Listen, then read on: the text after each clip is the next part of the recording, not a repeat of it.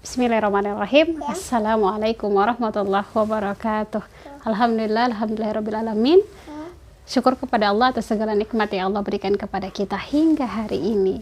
Sahabat soleh yang dirahmati Allah, semoga ditemui dalam keadaan sehat walafiat, tidak kurang satu apapun, tetap semangat dalam beribadah, tetap tawadhu, tetap senantiasa bertakarub kepada Allah. Sahabat soleh yang dirahmati Allah, hari ini kita akan sharing ya terkait dengan istiqomah di dalam taat ya. Sebuah kata yang mudah diucapkan ya, istiqomah ya, tapi sulit gitu ya untuk dijalankan ya. Kita juga bisa berkaca pada kondisi yang sering kita lihat gitu ya, baik itu yang ada pada orang-orang terkenal gitu ya, baik itu para artis yang berhijrah ya, atau kepada orang-orang di sekitar kita atau bahkan diri kita sendiri gitu ya. Gelombang hijrah sangat besar ya untuk beberapa tahun terakhir. Orang-orang yang sudah memahami Islam, yang kemudian menjadikan Islam bukan sekedar agama ritual ya, tapi mereka kemudian menjadikan Islam itu melekat dalam kehidupan sehari-hari mereka. Ini menjadi hal yang sangat indah untuk kita saksikan, menjadi hal yang sangat luar biasa bagus gitu ya, menyejukkan pandangan mata kita. Tapi kita juga tidak bisa memungkiri ya, ada rasa miris ya, ada rasa sedih, prihatin gitu ya, ketika kita mendapati orang-orang yang ketika mereka memilih berhijrah dari kehidupan yang dulunya kelam, kemudian memilih untuk berhijrah, berislam, meninggalkan segala hingar-bingar dunia ya, bahasanya gitu ya, menjadi orang yang taat. Ini kemudian tidak lama dalam kehidupan hijrahnya, mereka kemudian kembali, ada orang-orang yang memilih kembali ke habitat awalnya. Nauzubillahi min dzalik ya, astagfirullahaladzim. Semoga Allah menjauhkan kita ya dari yang demikian. Sahabat solihah, kita tidak sedang menghakimi ya personil orang per orang ya, baik itu yang dilakukan oleh orang-orang yang terkenal ya, orang-orang yang famous ya, ataupun oleh orang-orang yang ada di sekitar kita ya. Pasti sahabat solihah pernah mengajak orang untuk berhijrah, ngajak orang dalam kebaikan. Kita kan pengennya ini ya, dalam melakukan kebaikan itu kan nggak pengen sendiri ya, pengen ada temennya ya, bahasanya biar bareng-bareng kita ke surga ya. Nah, kita hanya punya kemampuan untuk mengajak ya, kita hanya bisa mengajak mereka, hayu hijrah, hayu dakwah, hayu taat gitu ya. Tapi apakah mereka akan tergerak untuk mengikuti kita? Itu bukan semata-mata karena ajakan kita, tapi Allah yang menggerakkan hati mereka sehingga kemudian memilih untuk ikut berhijrah, memilih untuk meninggalkan kemaksiatan dan beralih menjadi sosok muslim yang taat. Ya, jadi kita nggak boleh mengklaim dia tuh berubah gara-gara aku loh yang ngomong, aku loh yang ngajak gitu ya. Kita tuh hanya perantara saja. Kalau Allah bilang enggak ya enggak gitu ya. Tapi ketika Allah memilih dia sebagai orang yang menolong agama ini, sebagai orang yang berhijrah dan memilih jalan Islam, memilih jalan dakwah, memilih jalan taat, ya ini adalah bagian dari hak prerogatifnya Allah. Allah yang maha membolak-balikan hati. Nah, seperti kembali ke yang tadi, bahwa kita merasa miris, kita merasa sedih ketika ada orang-orang yang sudah dianugerahi hidayah oleh Allah ya. Jadi bahasanya orang-orang yang tertunjuki hidayah. Hidayah ini sangat mahal harganya, sangat, karena kita mendapati sebenarnya ketika kita muslim, hidayah terbesar itu sebenarnya ada di dalam Al-Qur'an gitu. Ketika kita membuka mushaf Al-Qur'an, ketika kita membaca Al-Qur'an, di dalam Al-Quran, seluruh ayat-ayat Al-Quran ini bagian dari cara Allah kemudian mengingatkan kita ya. Seharusnya ini mampu menjadi hidayah terbesar kita. Jadi sangat sedih ketika mendapati orang-orang yang dulunya bersama kita di dalam taat ya, ngerajin ngaji bareng kita ya, ada di jalan dakwah bersama kita, bahkan punya komitmen dan azam ya untuk menjadikan Islam sebagai way of life-nya ya, kemudian hidup mati di dalam Islam. Tapi di perjalanan mereka kemudian kembali. Nah, ini seperti saya katakan tadi, kita tidak sedang menghakimi ya. Nah, kita pun harus bisa melihat memang kondisi kehidupan sekuler kapitalis hari ini membuat orang itu dalam tanda kutip sulit untuk istiqomah, sulit untuk tetap berada pada jalan kebenaran ya. Jadi lihatlah ya tontonan-tontonan hari ini ya, lihatlah tayangan-tayangan hari ini begitu mengaduk-ngaduk perasaan Gorezanau bagi para joblowers gitu ya. Jadi kita pun melihat gitu ya bagaimana godaan itu terbuka lebar-lebar gitu ya. Ketika kemudian mereka hendak berhijrah, ketika mereka hendak hendak melakukan kebaikan, itu tantangannya banyak banget gitu. Justru ketika mau melakukan maksiat seperti terbuka pintu besar ya, terbuka pintu yang lebar gitu ya, sehingga mau mengalahkan ini butuh kekuatan yang besar ya, khususnya dari dalam diri kita ya. Jadi kehidupan sosial, kehidupan sekuler kapitalis hari ini yang memisahkan antara agama dari kehidupan ya, belum lagi kemudian kita disuguhi ya dengan berbagai macam opini-opini negatif terkait Islam itu sendiri, entah dibilang radikal, entah dibilang fundamental ya, entah dibilang teroris ya, bahkan kemudian hari ini muncul wacana Islam moderat ya. Nah, ini semakin membuat kaum muslimin itu merasa dilema. Mau berislam kafah, ntar saya dicap ini gitu ya, mau begini malah jadi nggak Islam kafah gitu. Nah, jadi merasa dilema. Bahkan yang lebih parah lagi, kaum muslimin merasa fobia dengan Islam itu sendiri ya. Nauzubillahi min dzalik ya. Nah, di satu sisi kehidupan ekonomi semakin sulit ya, ketika orang-orang berusaha meninggalkan riba sejauh-jauhnya gitu ya, ex riba, ex bank dan lain sebagainya, mereka berusaha untuk menjauhi itu. Tapi ketika ketemu ya, mereka berhijrah gitu ya, ketika di lapang gitu, mereka mendapati pekerjaan halal dan berkah toib itu sulit didapat ya.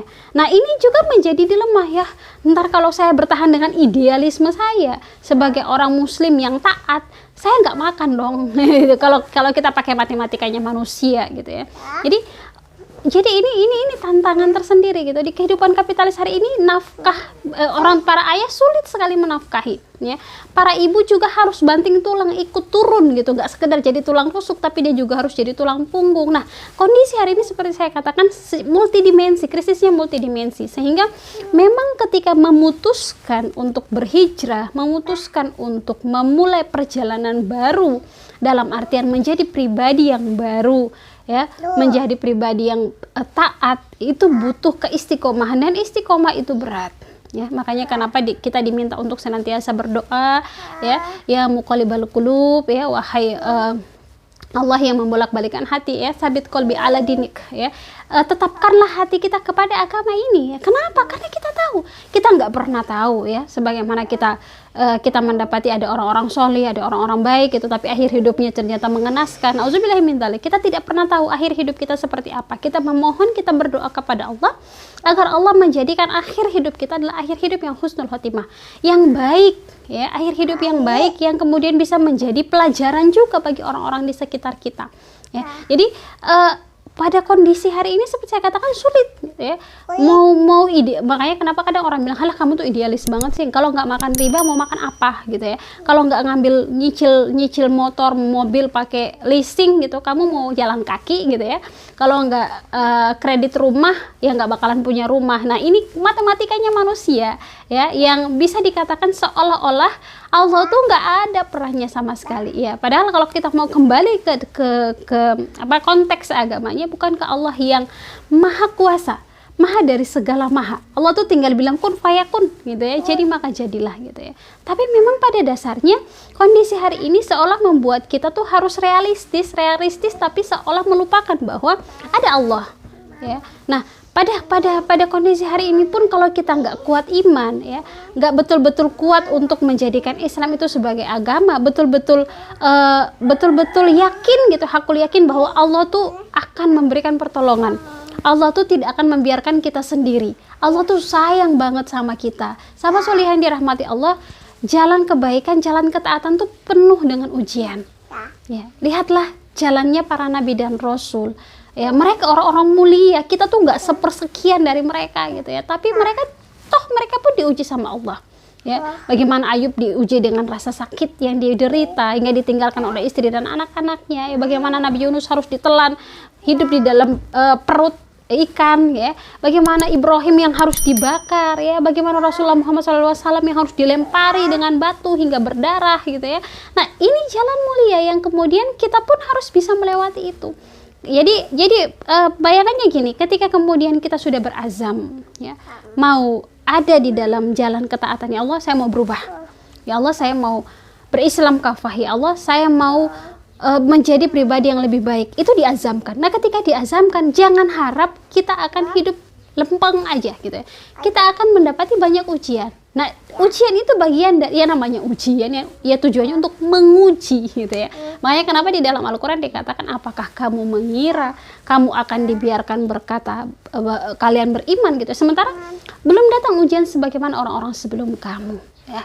Jadi hari ini kita diuji dengan apa? Dengan kekurangan rezeki. Ya, dengan kekurangan rezeki yang datang siapa? Yang datang yang nawarin riba, yang datang nawarin investasi bodong, yang datang nawarin macam-macam gitu ya, yang justru akan melemahkan iman kita. Kalau kita nggak yakin bahwa rizki minallah ya, bisa saja kita akan terpedaya.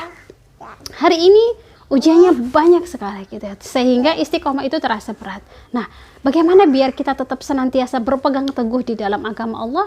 Tadi sudah saya katakan, setelah kita berniat mau beriman, berislam dengan kafah, dengan taat, minta agar Allah senantiasa menolong kita, ya, membimbing langkah kita, menuntun lisan kita, ya, menuntun sikap dan perbuatan kita, ya, menjadikan kita pun berteman dengan Al-Quran, dalam artian ketika Al-Quran itu tidak sekedar kemudian kita baca, tapi kita jadikan sebagai tuntunan di dalam hidup kita. Ketika kita bermuamalah, ada ayatnya di dalam Al-Quran. Dalam kehidupan sosial, berpakaian, ada ayatnya di dalam Al-Quran. Ketika kita ingin mencintai seseorang, bagaimana caranya, ada di dalam Al-Quran. Bagaimana kehidupan di dalam rumah tangga pun ya, ada di dalam Al-Quran. Nah, sahabat solehah yang dirahmati Allah, butuh teman yang akan membersamai langkah kita di dalam taat.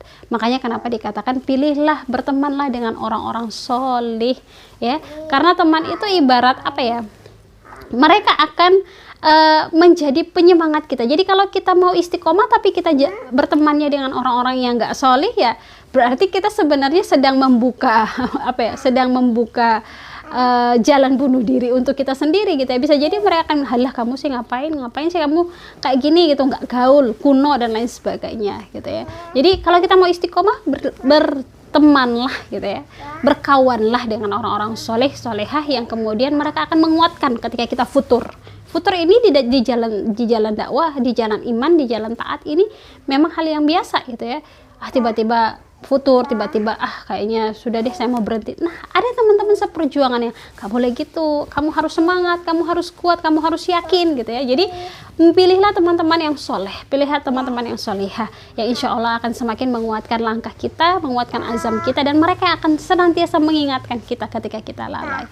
Dan pastinya juga kondisi hari ini yang tidak mendukung ini, kita berdoa agar Allah menyegerakan pertolongannya, agar kemudian Islam itu betul-betul tegak dalam kehidupan sehari-hari kita, mengatur seluruh aspek kehidupan kita, sehingga kita tidak perlu mendapatkan tampias gitu ya. Kita tidak perlu mendapatkan remah-remah dosa yang ada di sekitar kita gitu ya. Ketika kita ingin menutup aurat sempurna, tiba-tiba di hadapan kita muncul ya aurat-aurat yang lewat ke sana kemari tanpa kemudian merasa berdosa. Jadi kita berharap agar kemudian Allah memberikan pertolongannya ya, melalui tangan kita, anak-anak cucu kita ya, perjuangan kita, sehingga kemudian Allah turunkan pertolongannya, Allah segerakan nasrullah untuk tegaknya Islam demi tegaknya izul Islam wal muslimin ya, insyaallah. Sahabat soleh yang dirahmati Allah, meskipun jalan taat itu sulit, bukan berarti menjadi alasan untuk kita tetap senantiasa taat.